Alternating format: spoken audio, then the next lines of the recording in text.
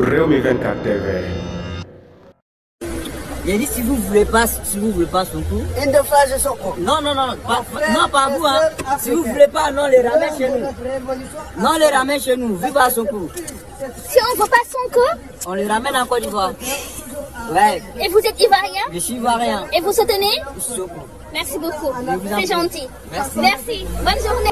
Mingo ko dal dina doy war mu melni rek kon Ousmane Sonko ivoirien ñi ngi non rek diko réclamer mu melni kon Ousmane Sonko dal donatul ku ndaw rawatina nak ci diwanu Afrique kon Ousmane Sonko dal moy international aduna bi ñepp ko bëgg mo xam rek Sénégal mo xam rek Europe mo xam Asie mo xam Amérique fépp fo munti dem rek dañuy bëggé ki nga xamantene mom moy président Ousmane Sonko mu melni rek ñepp dal dinañ koy xam jamono yi ci donagul président kon opposant bu melni musul am fenn rek ci Sénégal opposant bo xamantene rek yow nekko go président way aduna bi yépp xam nañ la